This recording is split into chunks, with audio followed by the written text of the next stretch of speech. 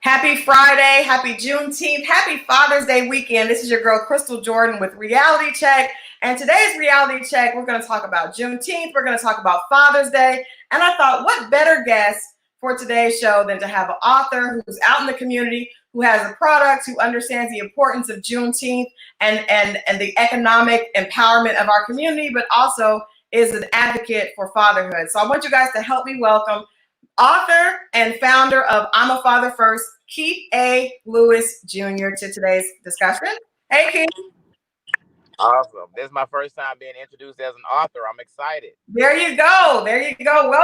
Welcome to the brotherhood, the brotherhood of authorship. Welcome. Awesome.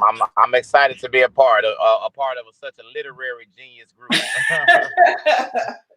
Now you have a book. You have a book. The book is The New Norm: The Desensitization of the Black Family. Yes, there we go. Hold it up there.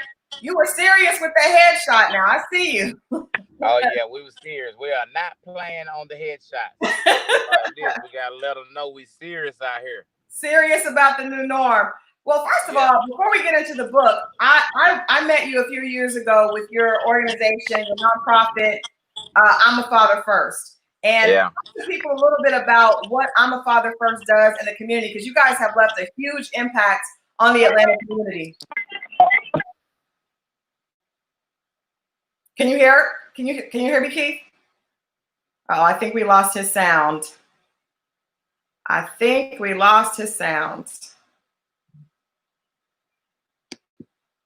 Uh-oh.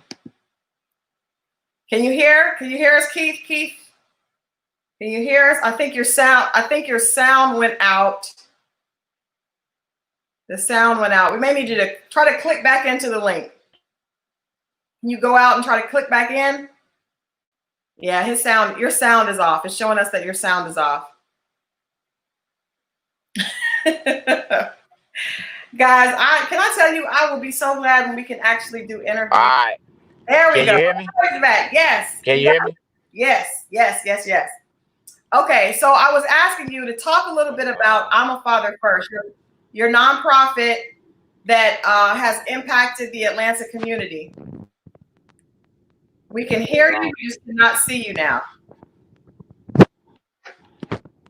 Now we cannot see. There we go. We can see Keith. No audio. We can hear. You can't hear. Oh, okay. Y'all, happy Juneteenth. I'm wearing I don't know if you guys can see this shirt. It says Black Fathers Matter. Black Fathers Matter t-shirt celebrating Father's Day. It's Father's Day weekend. I'm sure everybody has a father in their life or knows a great father that they want to celebrate this weekend. Let's try to add Keith back in. Keith, can you hear us? Hey, I'm sorry. It hit my Bluetooth in my car over there. Luckily, my co-founder came and got my back and reminded me of what it was. I apologize. We in transit today, so thank you for taking the time to do this with me. No problem. I know you guys are out actually getting the word out. Talk to people a little bit about I'm a Father First. Well, it started from my personal pain. I went through a divorce in 2010. It was finalized early 2012. So during that time, I went from being a hands-on baseball coaching father. My son was 4. My daughter was 6. They're now 16 and 14. So at that time, my son was playing baseball at Welcome All. The co-founder, of course, he was coaching with me wherever he's at. He was always right there with me no matter what I was doing. Mm-hmm. So we were coaching. We won the World Series. We put together this dynamic 4-year-old team.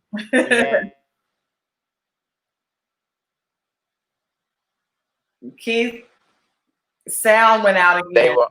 There we go. Okay, yeah, somebody's calling me. I'm sorry. Can you hear me? Yeah. Yeah, I apologize. So they we had this one World Series and Keith is going to have to put the phone on Do Not Disturb so we can continue to hear his great story, guys. But I think we've talked a little bit. I talked with Dr. Tori Evans a few weeks ago about fatherhood and how sometimes fathers are unprepared to be outside of the home. And I don't think we really understand that. I love the fact that Keith is a father and is very candid about his experience after being, in the house and then out of the house and how he managed to overcome that. hopefully we'll be able to get him back so he can talk to us a little bit more about not only his experience with that and what enabled him to start this organization that supports not only fathers in the Atlanta community, but also single parent households in the Atlanta community. I know the organization provides food. They do all types of things to include children that don't have fathers. So I was just telling people a little bit about I'm a Father First, Keith.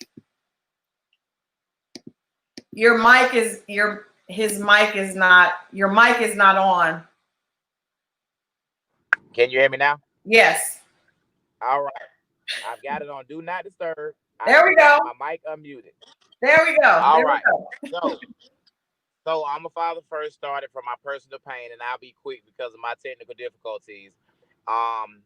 Becoming a long distance parent and having my child growing up, my son was now a rising kindergartner. So I was so excited, ready to be able to walk him in first day of school like you dream about. And then the divorce took all that away from me because I couldn't control myself in that relationship. Right. But as I kind of look back on it, I really realized I was never equipped to succeed in the first place. You know, when you think about our demographics of Black people and how many of us fail in marriages, I don't care if you're rich, if you're poor, or in between. Majority of us fail at relationships. Right. And that's because we were never given the tools to succeed in the first place. So ultimately, if you were never provided, equipped, and educated with how to succeed, you're going to fail. Absolutely. So for me, you know, when people used to come at me and tell me, "Oh, you should go get a job," while I was chasing my dream, or "Oh, you should do this," I knew they didn't have the vision God gave me. So I would listen to them, but I wouldn't give much credit to it. But you know, so now at this point in time in my life, I get to say I stuck to what God showed me, which is starting this organization through the need of seeing that even though my son wasn't with me, because of his uncle, who was a stable-minded Black man, he raised him and he nurtured him just as if he was his own. So I saw the importance of that. And then my co-founder, Jermaine, he grew up without his father in his life. So I grew up with my father, who was an educator in Fulton County. He grew up without his, but he was a local charter bus driver right around the corner. Yeah. So we worked together and we saw the differences in how we act because of not having a father. They weren't that similar. I mean, they were very similar. They weren't that different. But the things that were different were, I think, how I actually included my family in things because I had this desire. I think more so how I would nurture my children because he didn't have an example. I had an example of what I didn't like. So I just used what I didn't like from what my dad did and I made it my own. So I think there's a place for them all. The father who was in your life and he's not actually available due to schedule or whatever. The father that absentee completely due to death, incarceration, or whatever. And then the father that's literally right around the corner who doesn't know how to interact. So we started a program to actually give resources through workshops. And now the book is reinforcing the philosophies. And then the curriculum is being bought. Atlanta Public Schools has bought our curriculum. Nice. So we have a curriculum from early learning all the way through 12th grade.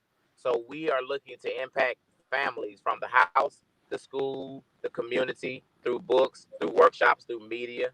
So it's just a lot. It's just a lot of engagement that came from a desire to fulfill the void for a young Black man who may not have that representative of a father in front of him. Right. I love that. Now I know in reading the summary of the book, you talk about and you just mentioned how a lot of fathers aren't equipped. When they become fathers, they're excited, but they're really not equipped to be able to lead and teach. So what can we do differently? We talk about the desensitization of the Black family, the new norm. What is the new norm? And how can we, as Black women, how can we support Black men in being better leaders of our families and communities? Oh, you just melted my heart with that question. So I would say, first of all, as I was talking to my brother this morning, right, my boy Trap, he has a nonprofit on the South Side, and he looks up to me because he saw how we came from the streets, from the grassroots, and now we're in a corporate political space, right? So I was talking to him at 6 this morning while he's on the beach in Destin, Florida, because he liked my Facebook picture. So don't like my Facebook pictures at weird times I'm gonna call you because that means you up like me.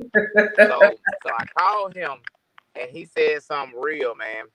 When me and Greg Street talk, we talk about the new norm is collaboration over competition. Mm-hmm. So that's the first thing. And then also what we came up with today is very deep. It was the new norm is white privilege connected to black power. Mm. So if you connect white privilege, or as he said, status, Mm-hmm. that Atlanta, Georgia has the largest economic disparity gap between black and white of any metropolis in the United States of America. Wow. And if a person actually studied those type of data, they wouldn't ask a black man why you don't have, right? They wouldn't ask him, or black woman either, because it's not a male or female.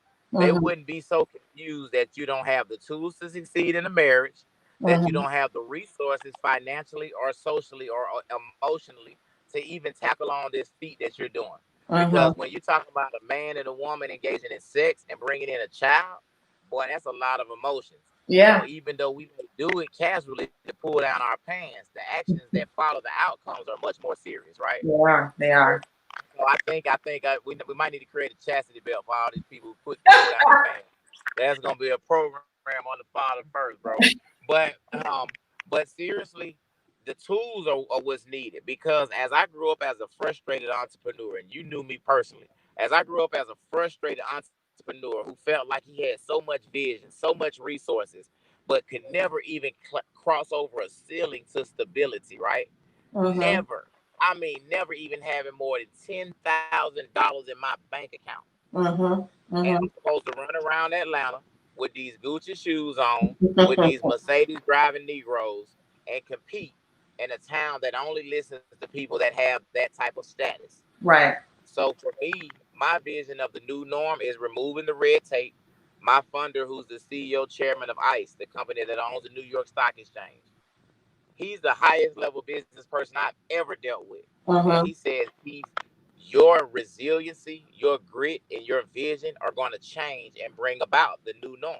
Mm-hmm. So today, my book release, my first buyers, or my first customers, whatever you call them, supporters, they were from Atlanta Public Schools. Lindsay, who's over all some social emotional learning. She's the Mm-hmm. person that writes the SEL curriculum for these young children. Mm-hmm. Dr. Maria Karstarfin, the superintendent, Jeff Sprecher and his wife, Senator Kelly Loeffler. These are people that look nothing like you and I. Yeah. And Yeah. what God revealed to me this morning, to bring about the new norm, you're going to have to get away from anything comfortable. In a way, Anything, that's big. anything that looks like, smells like, feels like my past, I'm going to abort I and have move to through get away very from quickly. it. I like that. I like that. I heard you this morning talking to Dr. Rashad Ritchie on WAOK, and you were talking about young black men and the fact that so many of them it's kind of displaced. They want to be entrepreneurs. They want to be able to. They want to be able to make money. They want to be able to be a part of this, this lifestyle that looks a certain way, but they have no idea Yeah. how to get there. And so he was talking about the boy selling water on the street, and a lot of people may look at him and be annoyed, but those are really early budding entrepreneurs. How how Oh, yeah. how has the organization been able to really tap into what young black men need? Because we see so many of them being victimized. There's that video of the young boys out in Clayton County and the police officers, confronting them with guns. What do our young black men need in your opinion, Keith, outside of the tools that we're talking about as far as marriage and family, but just as far as them being able to have the confidence and the guidance to become see that they can be successful entrepreneurs. Yeah, well, the one another piece of the tagline that I put with "I'm a Father First" is rebrand the black man. So on all of our vans that ride through the city, they say rebrand the man. I thought that was so powerful because one question you asked that I didn't answer is, what role does the woman play in helping the man? Mm-hmm. She plays the same role that we play for these young boys. You got to Yeah. be unconditional support. You got to really be willing to put past your judgment, past your past hurt. So, put case an example. My mother was robbed at knife point last week of her truck. So right now I have to find money. So, well, I don't have to find it, thank God, but I have to spend money to get her a vehicle. She's worried about just the deductible, the basic stuff that we worry about. Mm-hmm. But glory be to God, I don't have to worry about that, so I can help her. But just think if I didn't. You got Yeah. another stress every day of helping your mother who was robbed at knife point, by these same little boys that I'm out here trying to help. That's what I was gonna say. So the same way that I have to forgive young black men as a whole and be there as a support, that's what you as a black woman have to do for your black man. And it may be tricky because That's at what the I'm end of the day, saying. it's gonna be tricky. It's gonna be tricky. But like I told a woman today, in order for us to really break down what's breaking down the family, we're gonna have to be honest. So my next book is called The Power of the Connection, right? So the power of the connection is going to talk about how when you connect with a Jeff Sprecher, when you connect with a Crystal Jordan, you have to make sure that connection stays pure. You have Yeah. to do what's right. And you know, I've had to go back and correct some wrongs because through my path, I've learned when I was wrong. I learned to be humble and receive it from people. I've Mm-hmm. learned from being wronged how to treat people and how I don't want to be treated. Right. But most importantly, my heart forgives every morning that I wake up. So every morning that I wake up, I got to be able to say, "Oh, this guy may have wronged me, or this kid may have wronged my mother." But I have to pray for him and pray for his lack of knowledge, pray for his discernment, because his success is part of my success. But Mm-hmm. unfortunately, in our communities, we think so silo-minded. One of my mentors, Dr. Jones, told me, we think in silos, and I was like, "What is that?" And I'm sure you know, being from Oklahoma or whatever, that's like in the farming stuff or whatever. So I didn't know what that meant, but it literally means to think in compartments and to be alone in your process. Yeah. So now I have so many people. Like I just told someone I was pulling up to an interview, and they still trying to get me to talk to their grant writer. If your grant writer ain't wrote a grant now, he ain't gonna be able to get it while I'm on my interview for my book. Right.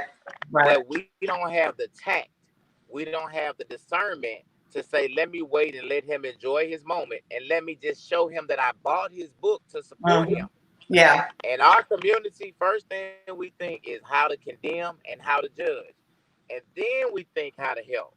And Right. then I we just I, rationalize why the person acted that way. Yeah, I was listening to there have been several conversations, especially in terms of Black entrepreneurship and what we can do to support each other. And I think what Yeah, you said in terms of, forgiving each other, allowing Black businesses to learn, because yeah. Black businesses don't have the same resources. So when we are Well, they angry don't. with each other and frustrated with each other, and then decide, oh, I'm not working with any other Black businesses, we're actually shooting ourselves in the foot. So I'm hoping Yeah, that Juneteenth, especially with everything going on, more of us will understand how important it is to really support and be patient with Black businesses, right? yeah. No, that's key because you know how my brain works. I didn't answer the question directly, but I answered it. Because how to help is to give us that learning curve. And most importantly, be respectful. Like speaking of Dr. Richie, me and him was talking the other day and it got heated. He said something. I said, "Whoa, my boy, chill out." But he respected that. And he Yeah, said, "You know what, Keith? I thank you for not letting my energy dictate your energy." So then this morning, when he gave me feedback from the interview and told me some things I did wrong, I hmm said, "I received that and thank you for taking the time to correct me." yeah, But in our communities, we condemn people who are trying to help, and then we hmm say no one's trying to help. So yeah, you're shooting yourself in the foot again. I yeah, literally am listening to people in my circle, Crystal, like talk themselves out of money. I'm yeah, listening to them walk the check straight out of the conversation because I know what I'm willing to pay for. yeah, And then I'm hearing them and I'm like, you're so confused and so lost in yourself, which I have definitely been that person as recently as 2 months ago. So I understand where you're coming from. But at some point, you got to go ahead as a man and a woman, as a business person and as a Christian, and say, hey, I don't know everything. I'm yeah, reaching a ceiling because I've reached my bandwidth, but with you, I can stretch further. Just right, like, Nipsey had that line, Nipsey said, "Block for me, black man." They trying to stretch us. We yeah, stretching ourselves. yeah, We that's stretching true. ourselves with the bull. And I Yeah, got so many calls and so many statements and posts that I can really call out because I don't have a filter too tough. But it is so many people that are oblivious to how to really help yeah, because the backlash that I've gotten from this donation does not come from the hood. It does not come from my partners that's really in the struggle. It comes from privileged African Americans who have long left the struggle, if ever even saw it. That So is the so thing true. about it is, we're going to start addressing some of these elephants in the room and Yeah, talking about the problems, because while some of these safe Negroes went and did what they needed to do and made sure their family was straight, we were out here fighting in the battlefields and suffering while doing that's it. true. That's so true. I want to ask you one question before we get out of here. And I think this Yes, question, I was ma'am. talking with a girlfriend this morning about it. There was this idea, because a lot of African American women have raised children alone. We know that that's the truth, right? A lot Yeah. of men, for whatever reason, have not been active fathers. So there was this idea, especially pushed on social media, of Black women saying Happy Father's Day to each other. That caused a lot of men to feel uncomfortable and there's backlash. And you see Black men and Black women going back and forth. I think I've seen several memes from Black men saying, "It's not your day. It's not your day, Black women." What do you Yeah. say to that? And can you understand, as a Black woman, I raised children for the majority on my own. I know many that have done it from the beginning. So there is a feeling of resentment in some places towards the Black man that was absent. But I also understand Black men saying, but even if you did all of it, you're still not a father. Where do you weigh in on that discussion? Well, I mean, first of all, I think that's another part of what's wrong in our community. Because why would a woman even want to say Happy Father's Day to another woman? It clearly says Father's Day. So you're being defiant to what the objective is in the first place. So What? you have to look at deliverables, measurables, and outcomes when you're dealing in anything. That's how I've been taught to think at this point. Mm-hmm. So your deliverable is you want to deliver a day honoring fathers. Your measurable is how did the fathers feel through that process. Mm. Your outcome is do you have a happy man at the end of the day? Nowhere in there we spoke about a woman. So for a woman to one have to jump her double dutch herself into this conversation, that's a waste of our oxygen. First of all, that is a total waste of oxygen. You just had Mother's Day 3 weeks ago. Why is this even important? You know what I'm saying? We have to pick our battles. That's what I've learned in our community. We pick the wrong battles so much, and then we spend an extra 10 minutes. Our blood pressure goes up, It and we does. have not accomplished any outcome because we left the trail of the conversation. Right. So I would say that would be my honest answer. That answered everything in totality, but everybody has their opinion to say whatever. But Yeah. I think it is very selfish and it's in the way. And I just ask for people to get out of the way if you're not a part of the problem and the answer. You know, to me, why do we have to compete? It's just like the dude who made a comment about I'm taking Republican blood money, but he's a pharmacist making 150K a year or whatever. So you focus your 9 to 5 self over there, while I focus my grown man self over here. Yeah. Because the reality is the people that start that division, we usually don't even operate on the same frequency, Crystal. Yeah. So to talk to some of those people, we've already decreased the vibration we're operating on. We've Mm-hmm. already given too much attention to something that's not important, It's and not now positive. we're off of what's important. Yeah. So guess what? The enemy won. The enemy distracted you by talking about should a woman have the right to say Happy Father's Day? If she wants to, congratulations, baby. And I'm not going to interject because I don't have the energy to jump in and say, hey, it ain't your day. So I think the man who's saying, hey, it ain't your day, need to chill on out and do something to get involved. And I think the woman saying, Happy Father's Day, sis, needs to realize you ain't a father. You're Yeah. not a man. You are acting in a male capacity. And lastly, before I go, that's what causes the disconnect. Because now, not only does she want to argue that she can say whatever she want to say, she Mm-hmm. also want to argue that man left me, so I did what I had to do. But nowhere in that story have we talked about how you both played a part post sex for the children to be in this situation. So Yeah. I want people to hold up some accountability on both sides.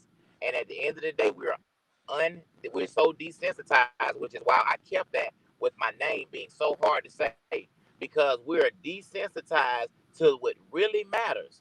And so while people are arguing over pecans, I'm gonna be running around picking up big trees and working with some very powerful and influential people to make Mm-hmm. sure Black families come back together.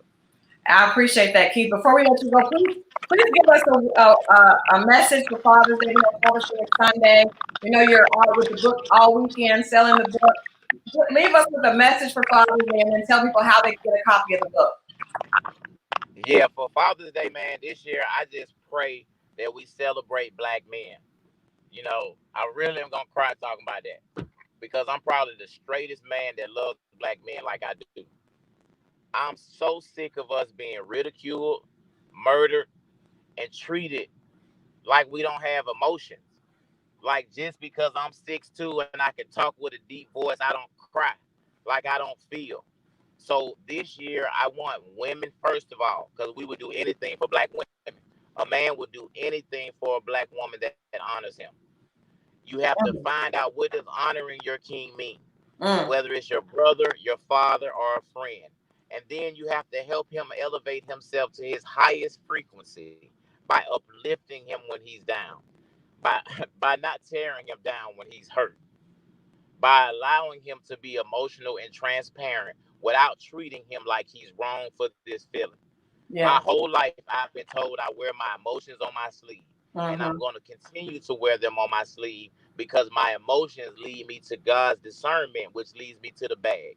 I So love for that. everybody chasing the bag, I'm going to chase God's will for my life, and it's going to be full of money because everything I do is to help my people and to provide for my people. And you can't participate in a wealth transfer without money being transferred from the wealthy.